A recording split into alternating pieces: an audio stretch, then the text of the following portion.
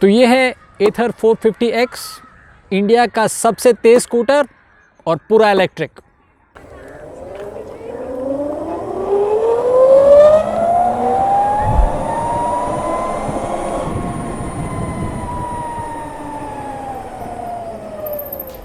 एथर energy एक बेंगलोर स्थित electric two wheeler startup है और इसकी खासियत यह है कि पहला मेड इन इंडिया पूरी तरह से स्कूटर है जिसकी इंजीनियरिंग भी इंडिया में हो चुकी है और इनका डिज़ाइन का पैरामीटर था कि हमें एक परफॉर्मेंस की स्कूटर बनानी है।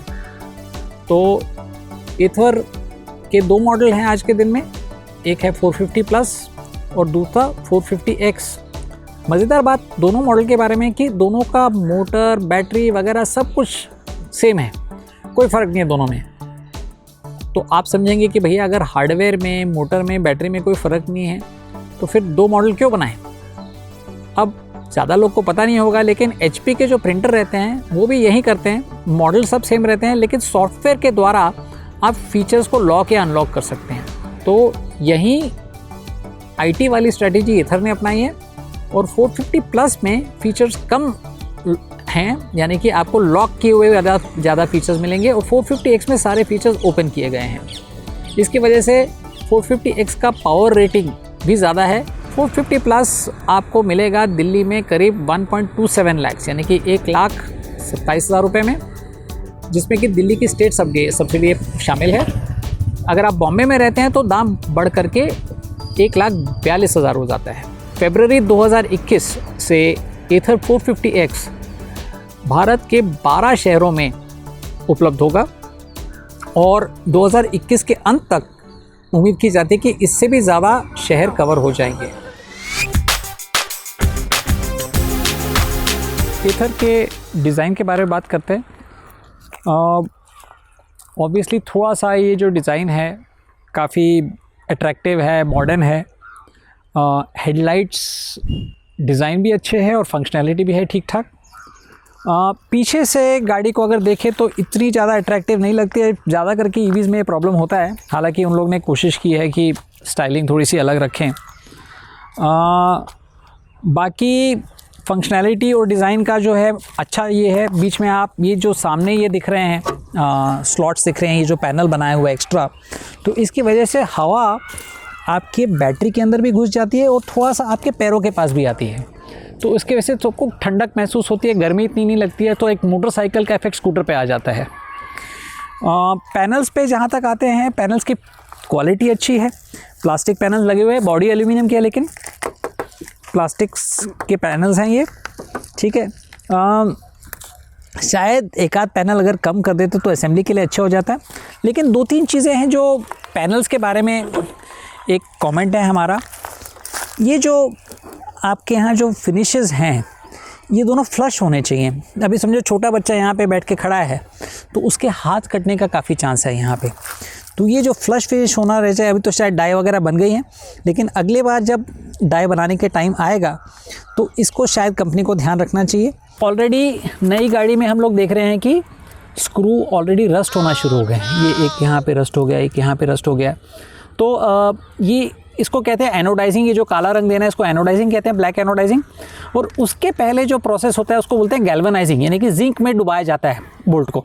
तो शायद जो बोल्ट का मैन्युफैक्चरर है उसने वो गैल्वेनाइजिंग की प्रोसेस की नहीं हुई है, इसकी वजह से रस्टिंग शुरू हो गई है। तो एक छोटी सी चीज़ है, कंपनी को करना चाहिए ताकि आगे लाइफ में प्रॉब्लम ना रहे। अगेन थोड़ा सा जैसे हम देखते हैं फिट्स एंड फिनिशेस में, अभी ये पुरानी गाड़ी है, नई नहीं है, लेकिन ये जो है फ़ैन वाला असेंबली है, यहाँ पे मोटर का फ़ैन लगा हुआ है नीचे, ठीक है। ये पूरा का पूरा ढीला हो चुका है। अब ऑब्वियस है कि थोड़ा सा पैनल के क्वालिटी में इशू है। अगेन प्लास्टिक की जो क्वालिटी है इम्प्रूवमेंट की जा सकती है।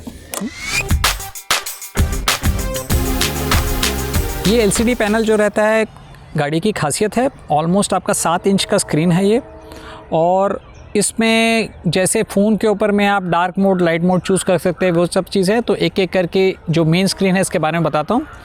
तो ये जो है आपका ओडोमीटर है, यानी कि गाड़ी शुरुआत से आज तक 2240 किलोमीटर के आसपास चल चुकी है। ये ट्रिप मीटर है जो मैंने आज सुबह सेट किया चार्जिंग करने के बाद में। अभी तक हम लोग 60 किलोमीटर चल चुके हैं और औसतम हमारा जो एनर्जी कंजम्पशन है करीब 30 वाट आवर पर प्रति किलोमीटर है। अब ये 3 kW की बैटरी यानी कि 3 किलोवाट की बैटरी, जिसके वजह से हम लोग समझेंगे करीब 100 किलोमीटर का हमें रेंज मिलना चाहिए था, लेकिन थोड़ा सा कम मिलेगा क्योंकि बाकी जो चीज़ है उसमें भी ड्रेन होता है, जैसे कंसोल है, बैटरी, एक लैंप है, हेडलैम्प जो हमेशा ऑन रहते हैं। एवरेज स्पीड बता रहा है ये शायद मूविंग और स्टॉपिंग दोनों मिला करके 20 किलोमीटर प्रति घंटे की मेरी एवरेज स्पीड चला रहा है। और ये यहाँ पे मोटर ऑफ का स्विच है, मतलब अगर आप गाड़ी ऑन करते हो तो आपको ब्रेक दबा करके ये पावर का बटन, तो मतलब अभी मोटर ऑन यानी कि हरा हो गया, अब गाड़ी आगे पीछे जाने को तैयार है। अब एक चीज़ और है जिसमें आपको यहाँ पे तो नहीं दिखाई देगा, लेकिन जब रीजन हो रहा होता है तो फिर थोड़ा सा साइन चेंज होता है, वो जब नया मोड आएगा दिखाते हैं। ये आपके मोड सेलेक्टर्स हैं, तो 4 स्पीड के सेटिंग है। ये इको मोड है जिसमें आपको सबसे ज़्यादा रेंज मिलेगी, रफली करीब 75-80 के बीच में रेंज मिलनी चाहिए। और आप ये भी देखिए कि कैसे रेंज बदलता है, एस्टिमेटेड रेंज जो बैटरी के कंप्यूटर है वो आपका बैटरी का चार्ज दे करके आपकी रेंज, तो इस समय इको मोड में अगर हम चलाएंगे तो गाड़ी 33 किलोमीटर जा सकती है, करीब 42% चार्ज बचा हुआ है बैटरी में। अब राइड मोड पे आते हैं तो देखिए, तो जैसे ही आप मोड बदलते हैं, ऊपर वाला मोड लेते हैं तो जो रेंज है आपकी कम दिखा रहा है, 29 किलोमीटर सिर्फ चलेगी।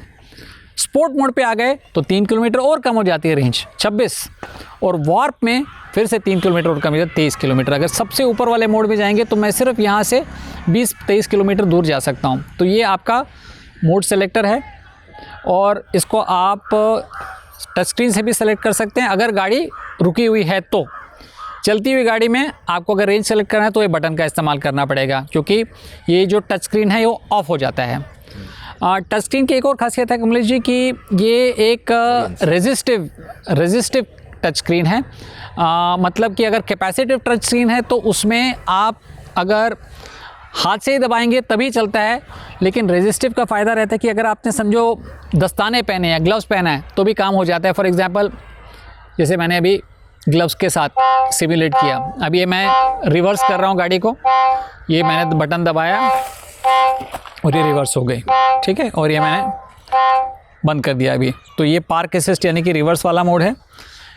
एक और दिलचस्प बात है, ये गूगल मैप्स आ गया आपका, बता रहा है आपको कि कहाँ पे हैं। और समझो यहाँ से हम लोग जाना चाहते हैं चार्जिंग स्टेशन पास वाला, ठीक है, तो कल हम लोग जैसे कोपा कबाना चार्जिंग स्टेशन में गए हुए थे, तो आपको रफली बता रहा है कि 10.5 किलोमीटर है, 24 मिनट लगने वाला है। और ये एक बार हमने दबाया तो हमको पाथ बताना शुरू कर देता है। तो ये बहुत ही इंटरेस्टिंग चीज़ है और काफ़ी सारे स्कूटर्स में आना शुरू हो गया, लेकिन ये एक बढ़िया चीज़ है जो कि एक चीज़ हो सकती है जिसकी वजह से ही अकेले ख़रीदा जा सकता है। तो यहाँ पे आपका जनरल आ जाता है क्या क्या है ईथर का। सेटिंग्स पे आते हैं, यहाँ पे ब्राइटनेस लेवल आप चेंज कर सकते हैं, ये मैक्सिमम ब्राइटनेस पे है, ये डार्क सेटिंग है हमारा, ठीक है। लेकिन अब वापस से लाइट की तरफ चले जाते हैं, फिर से सेटिंग्स पे जाते हैं, देखते हैं क्या क्या है इसमें। टर्न इंडिकेटर, अभी जैसे इसको हम ऑफ़ कर सकते हैं, अभी देखिए आवाज़ नहीं कर रहा है, इंडिकेटर ऑन है, दिखा रहा है यहाँ पे, और ऑन हो गया ये, ठीक है। पार्किंग असिस्ट का भी आप समझो पीछे जा रहे हो तो आपको वार्निंग देना चाहिए, ठीक है, वो ऑन ऑफ का आपका प्रोविज़न है यहाँ पे। अभी हम इसको ऑन कर देते हैं, टर्न इंडिकेटर्स को भी ऑन कर देते हैं। गाइड मी होम लाइट है, यानी कि अगर आप स्कूटर बंद करते हो तो 15 सेकेंड तक लाइट ऑन रहेगी आपको, और रियल टाइम एफिशिएंसी यानी कि वाट आवर्स पर किलोमीटर बताते रहेगा आपको। एरर्स का एक फंक्शनैलिटी है, इस समय तो गाड़ी में कोई एरर नहीं है कि कुछ गड़बड़ हो गया, और कंप्यूटर का खुद का डायग्नोसिस हो सकता है।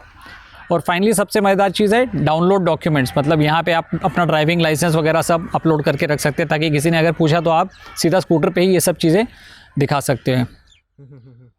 और ये रेंज एस्टिमेशन का हम लोग ने आपको बता दिया है, ये रेंज आपके ड्राइविंग पैटर्न को देख करके बदल लेता है। जैसे कि हम लोग कल जब ड्राइविंग कर रहे थे, जब मैंने ड्राइविंग करने की शुरुआत की तो रेंज 85 किलोमीटर बता रहा था, लेकिन जैसे जैसे दिन बढ़ते गया रेंज कम करते 75 पे आ गया और 75 पे वाकई में गाड़ी बंद पड़ गई। तो रफली आखिरी 15 किलोमीटर में रेंज 75 ही बता रहा था।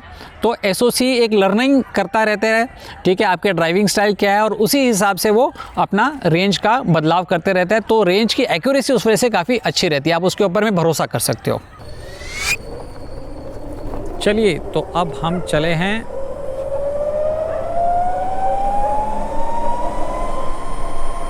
ये है पूना कैंटोनमेंट का,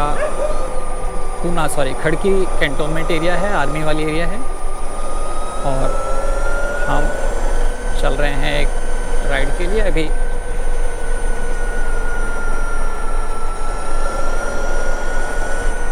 शुरुआत में हम लोग इको मोड पे चलाएंगे,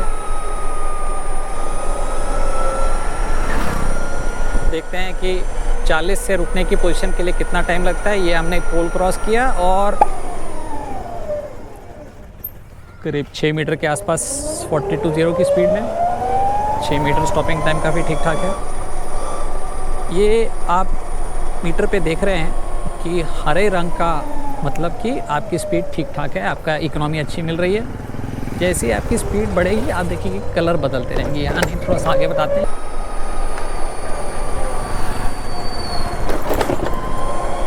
सस्पेंशन काफ़ी स्टिफ है, तो स्पीड ब्रेकर चढ़ाई में कोई दिक्कत की बात नहीं आई है।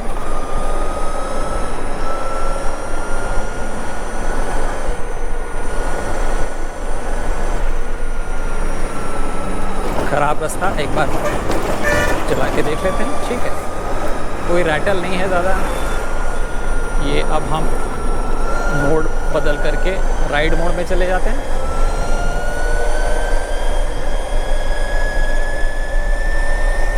देखिए कलर कैसे बदल जाता है, जैसे जैसे स्पीड बढ़ती है कलर बढ़ जाता है।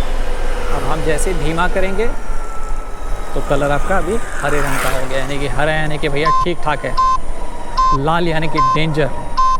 ये फिर से आपको दिख गए। चेक कर रहे हैं टॉप स्पीड, कितना टाइम लगता है पहुंचने के लिए। थोड़ा सा देखते हैं, रास्ता खाली होने का इंतज़ार करते हैं। ओके, शुरू करें। 1001, 1002, 1003, 1004, 1005, 1006, 1007, 1008। 8 सेकेंड में 78 किलोमीटर प्रति घंटा। अब सामने वाले भाई साहब आ गए, इसलिए हमें डर के कम करना पड़ा, लेकिन थोड़ी सी ढलान नीचे है। फिर से एक बार 1001, 1002, 1003, 1004, 1005, 1006, 1007,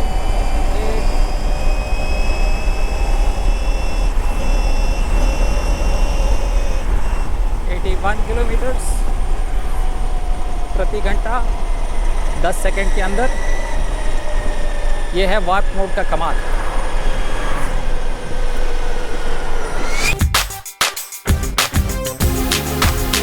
ये यहाँ पे आपको मोटर दिखाई दे रही है, एक डबल स्टेज बेल्ट ड्राइव है। ये यहाँ पे ऊपर है मोटर, यहाँ से नीचे गई, पहला वाला रिडक्शन यहाँ पे हुआ। उसके बाद में दूसरी वाली जो है बेल्ट ड्राइव, यहाँ पे एक और दूसरा रिडक्शन हुआ। तो डबल स्टेज रिडक्शन है इस मोटर पे, और बेल्ट की वजह से सबसे ज़्यादा आवाज़ आती है गाड़ी में।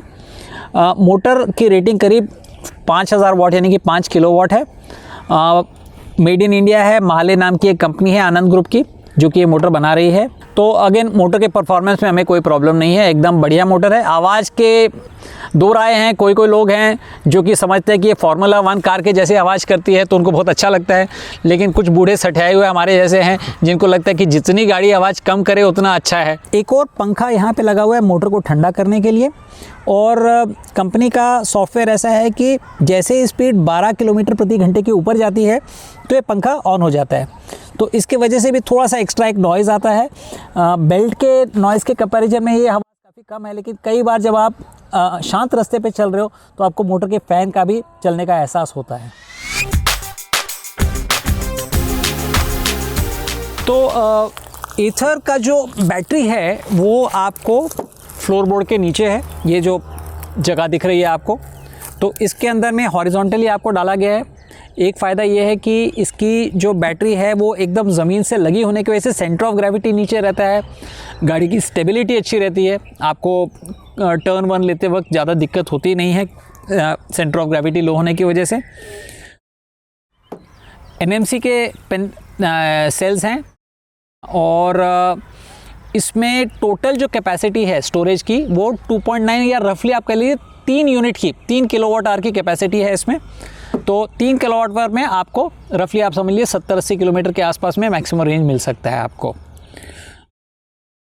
चार्ज करने के लिए अंदाज़न 5 से 6 घंटे लगते हैं इसको, अगर आपकी बैटरी फुल्ली डिस्चार्ज हो गई होगी। कल जब हमारी बैटरी फुल्ली डिस्चार्ज हो गई थी, हमने पूरा एकदम धक्का मार के वापस लेके जाना पड़ा था, तो करीब 5 घंटे में हम लोग का 90% के आसपास चार्ज हो गया था। लेकिन ये नॉर्मल चार्जिंग पे था। अगर आप फास्ट चार्जर पे जाते हैं जो कि आपके एथर ग्रिड पॉइंट्स पे अवेलेबल है, तो आपके यही चार्जिंग 1 घंटे के अंदर हो जानी चाहिए। बैटरी और रेंज के बारे में हम लोगों ने अलग वीडियो शूट किया हुआ है, आप इसके डिटेल्स यहाँ पे देख सकते हैं। बैटरी फिक्स्ड है गाड़ी के अंदर में, इसको आप निकाल नहीं सकते हो, आप घर ले जा कर के चार्ज नहीं कर सकते हो। तो ये एक चीज़ ध्यान रखना चाहिए कि स्वैपेबल बैटरी नहीं है, रिमूवेबल बैटरी नहीं है, बैटरी फिक्स्ड है इसकी। और आपको घर के अंदर चार्जिंग पॉइंट ग्राउंड फ्लोर पे ही रखना पड़ेगा, क्योंकि आप इसकी बैटरी निकाल के लेके नहीं जा सकते हैं।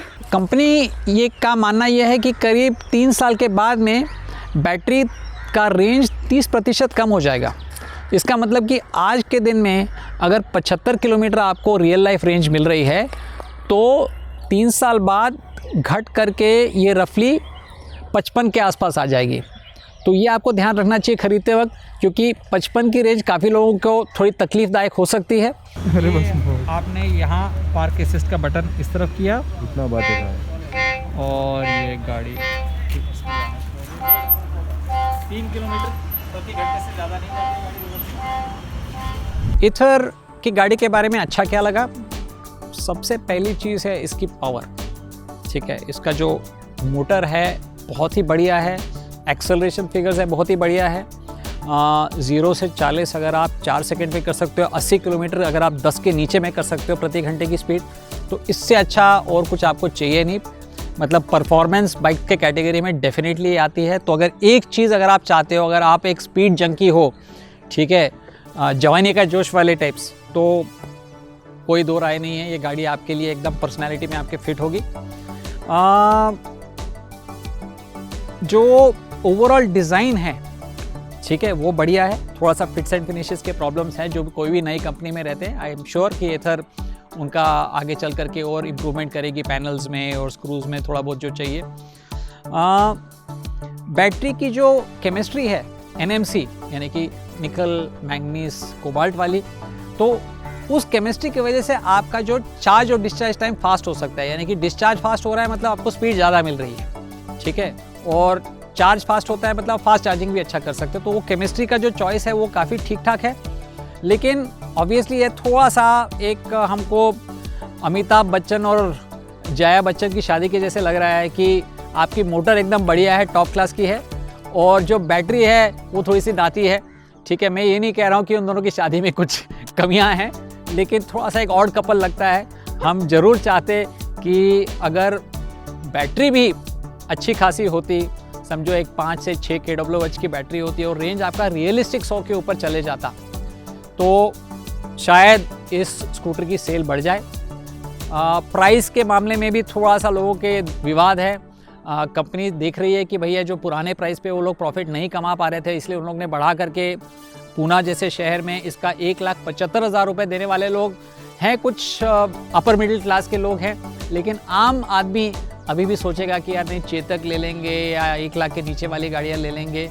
समझ और भी अच्छी है क्योंकि ये मेक इन इंडिया वाली कंपनी है, पूरे की पूरी टोटली इंडिजिनस प्रोडक्ट है इसका। तो हम लोग चाहेंगे कि मैक्सिमम लोग इसको सपोर्ट करें, लेकिन प्राइस के मामले में थोड़ा बहुत सोच विचार किया जा सकता है। लोअर वाले वेरिएंट्स का ऑप्शन शायद कंपनी दे सकती है, ताकि प्राइस जो है चेतक की कैटेगरी में आप ले आइए 1.25 लाख के आसपास, जो कि शुरुआत में था, विदाउट एनी फ्रिल्स अटैच, क्योंकि उसमें कोई पर मंथ का कॉस्ट वगैरह नहीं चाहिए, क्योंकि इंडियन कस्टमर काफ़ी सेंसिटिव है।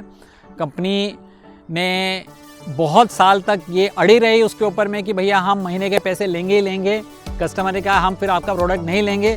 अब कंपनी में सुधार आ गया है, उन लोगों ने कहा ठीक है हम आपके पास में महीने का कुछ नहीं लेने वाले हैं, तो उसके वजह से देख रहे हैं कि इंटरेस्ट थोड़ा सा बढ़ना शुरू हो गया। गूगल मैप्स का जो उनने प्रोविज़न किया हुआ है गाड़ी के ऊपर में, मतलब वो एक बहुत बढ़िया फीचर है, क्योंकि आज के दिन में हम लोग क्या बोलते हैं, दीवाने बन गए हैं गूगल मैप्स के। बिना गूगल मैप्स के हमारा नेविगेशन बहुत मुश्किल हो गया शहरों में, तो वो फैसिलिटी अच्छी है।